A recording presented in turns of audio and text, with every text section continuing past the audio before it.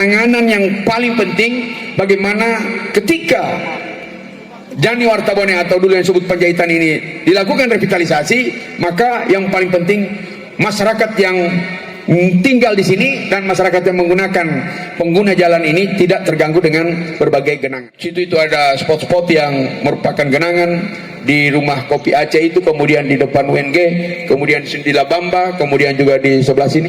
Itu semua genangan-genangan yang diakibatkan jika turunnya hujan karena tidak berfungsinya drainase yang ada sekarang ini. Yang berikut Bapak dan Ibu sekalian, semua program yang kami laksanakan ini tidak akan punya arti apa-apa dan susah untuk bisa selesai sukses dengan baik tanpa dukungan dari semua pihak. Abang jago, sorry bang jago, ampun bang jago.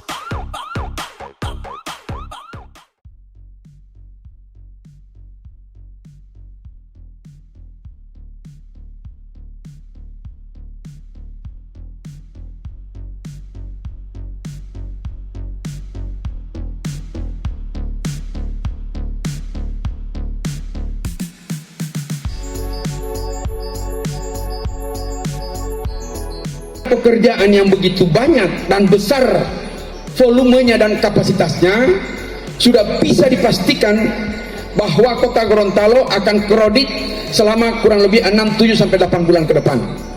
Ini akan ditutup bertahap. Saya sudah bicara dengan Pak Kapolres kemarin, secara pekerjaannya per segmen atau bagaimana, itu teknis saya tidak tahu mulai dari mana dan mana yang didahulukan dan sebagainya, tetapi kita meminimalisir gangguan terhadap aktivitas masyarakat.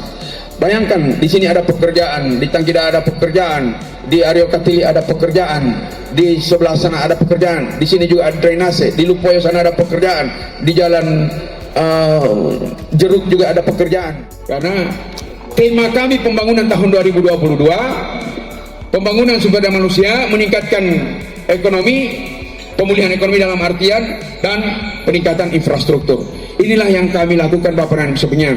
Oleh karena itu, untuk mengatasi kredit-kredit nanti, karena banyak segmen-segmen kota ini yang akan tertutup karena ada beberapa pekerjaan infrastruktur, ini kita perlu melakukan koordinasi Pak Kadis, DSPU, untuk melakukan koordinasi dengan semua pihak, terutama dengan pihak kepolisian. Hari ini kita melakukan groundbreaking di sini, dan teknis pembangunannya ya saya sudah lihat videonya, film singkatnya, itu sangat luar biasa Bapak dan Ibu sekalian. Makanya penanganan yang paling penting bagaimana ketika Jani Wartabone atau dulu yang disebut Panjaitan ini dilakukan revitalisasi, maka yang paling penting masyarakat yang tinggal di sini dan masyarakat yang menggunakan pengguna jalan ini tidak terganggu dengan berbagai genangan. Kita lihat situ itu ada spot-spot yang merupakan genangan di rumah kopi Aceh itu, kemudian di depan UNG, kemudian di Labamba, kemudian juga di sebelah sini. Itu semua genangan-genangan yang diakibatkan jika turunnya hujan karena tidak berfungsinya drainase yang ada sekarang ini. Yang berikut Bapak dan Ibu sekalian, semua program yang kami laksanakan ini tidak akan punya arti apa-apa dan susah untuk bisa selesai sukses dengan baik tanpa dukungan dari semua pihak. Mulai dari pekerjaan yang dilakukan oleh kontraktor, bagaimana kontraktor bisa mempercepat pekerjaan sesuai dengan target waktu dan kualitas pekerjaan ditentukan. Jangan mengejar waktu kemudian diabaikan kualitas, dan jangan juga hanya mengejar kualitas terlalu lama bekerja, waktu juga tidak tercapai.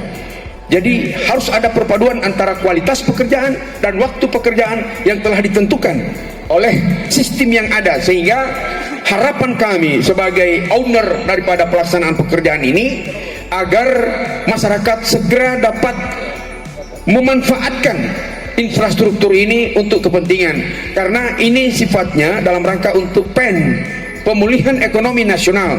Pemulihan ekonomi nasional bukan hanya semata-mata menyangkut bagaimana kita meningkatkan, memberi modal kepada UMKM dan lain sebagainya, tapi memberi sarana, prasarana, fasilitas, penunjang yang terkait dengan infrastruktur ekonomi, maka mereka bisa melakukan aktivitasnya. Kalau jalan rusak, tidak ada orang bisa. Kalau hujan dia ada genangan, tidak ada orang yang bisa beraktivitas. Ekonomi tidak bisa jalan. Nah, inilah yang kami harapkan kontraktor harus. Kemudian partisipasi dari seluruh warga, terutama bapak-bapak, ibu-ibu, para masyarakat yang ada di sekitaran lokasi proyek ini berikan dukungan sepenuhnya. Tentunya kami memang tahu persis bapak-bapak dan ibu akan terganggu aktivitasnya, akan terganggu kenyamanannya. Tapi demi kemaslahatan kita semua, untuk sementara mungkin kenyamanan itu tidak dapat kita nikmati dalam waktu beberapa saat, tapi sesudah itu insya Allah bisa selesai dengan baik, kita bisa nikmati seterusnya apa yang menjadi hasil dari pekerjaan ini. Di tahun ketiga kepemimpinan saya dengan Pak Rian, itu mulai dengan apa yang disebut kami berdua mau merubah wajah kota. Merubah wajah kota ini bukan dengan bicara-bicara dan slogan. Pertama, kami berdua bersama teman-teman mulai sekda, asisten, staf ahli, para pimpinan OPD dan lain sebagainya berpikir, di tengah pandemi seperti ini dari mana kita mendapatkan uang untuk merubah wajah kota. Alhamdulillah dengan berbagai usaha dan diberikan akses oleh pemerintah pusat dalam memperoleh anggaran di luar APBD, di luar dana bagi hasil dan lain sebagainya, ada akses yang diberikan oleh pemerintah pusat melalui Kementerian Keuangan, tentunya dengan berbagai persyaratan. Karena untuk mendapatkan anggaran itu tidak sekedar kita kirim surat meminta kemudian kita ketemu menterinya kemudian dikabulkan. Berbagai persyaratan yang harus kita penuhi, dan alhamdulillah Kota Gorontalo bisa memenuhi persyaratan itu dan mampu untuk bisa mendatangkan anggaran itu untuk bisa merubah wajah Kota Gorontalo. Hanya dua yang belum terjadi Bapak dan Ibu sekalian, dan saya akan tetap berusaha di 2023 dan 2024 itu bisa terwujud, yaitu New Balai Kota dan Kota Baru. Dengan tentunya dukungan dari teman-teman secara formal, saya merekrut teman-teman para pendamping yang punya kompetensi di bidangnya untuk melakukan pendampingan kepada kami sehingga pekerjaan ini bisa berjalan dengan baik. Kelalaian kontraktor, kesalahan kontraktor, kehilafan kesalahan kontraktor menjadi beban bagi negara, menjadi kerugian bagi kami sebagai penanggung jawab keuangan negara yang ada di sini. Maka oleh karena itu, bagaimana kontraktor ini harus bekerja dengan baik dan benar sesuai dengan rencana kerja dan syarat-syarat yang telah dituangkan di dalam kontrak. Kalau kita mengerjakan pekerjaan ini sesuai kontrak, pasal demi pasal, poin demi poin, ayat demi ayat, kalau kita ikuti, saya kira tidak ada.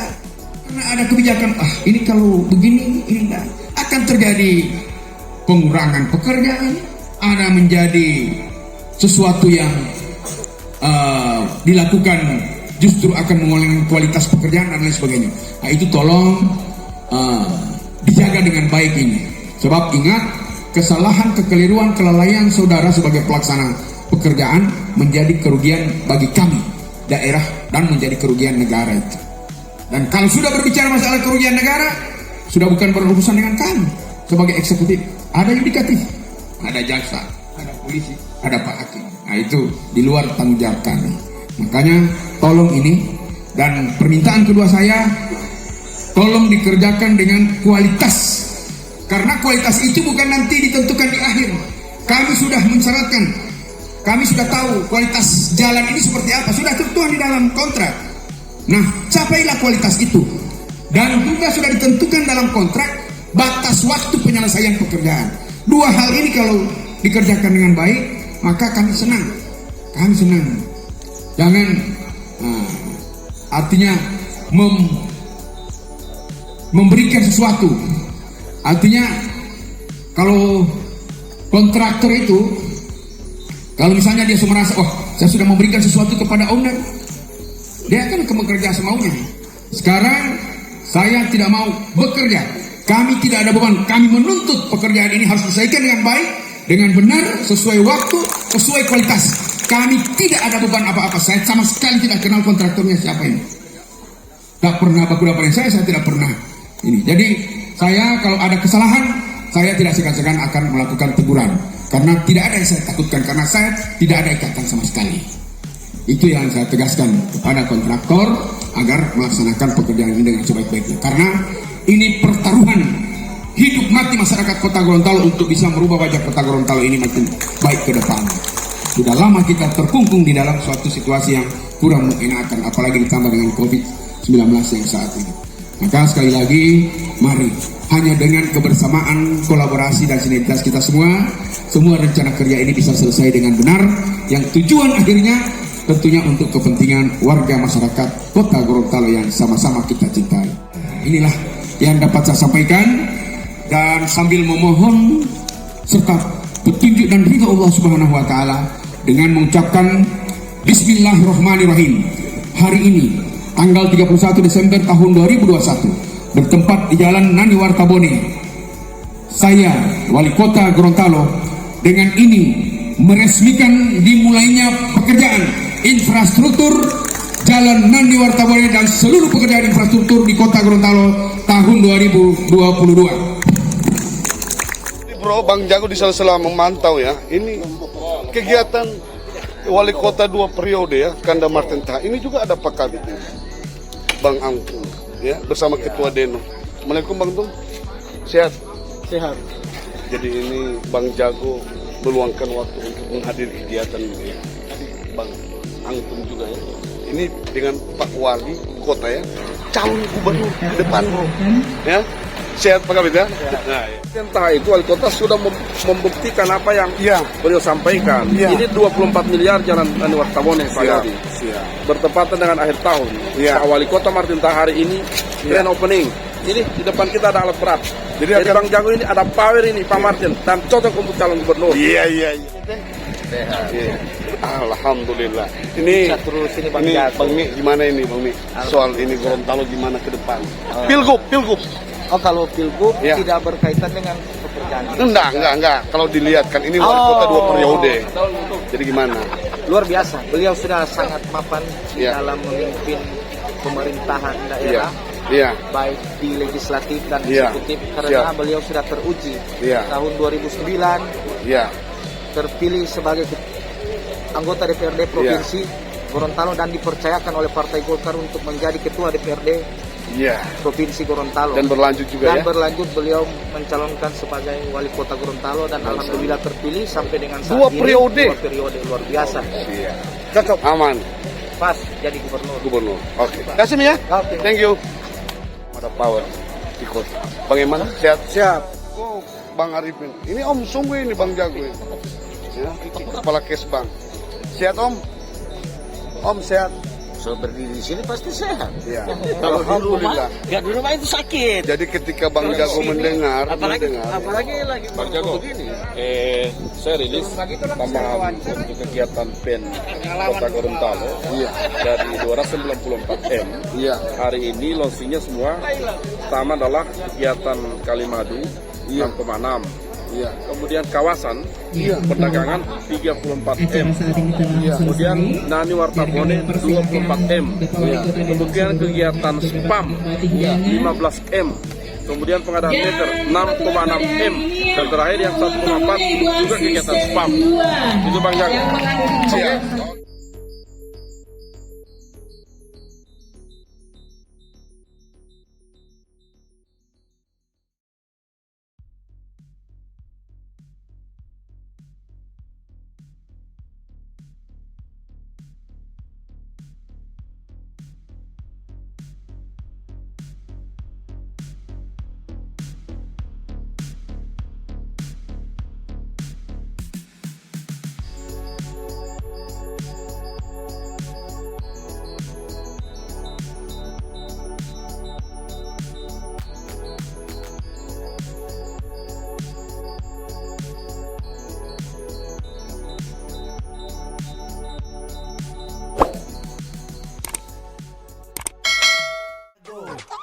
Abang Jago, sorry Bang Jago, ampun Bang Jago.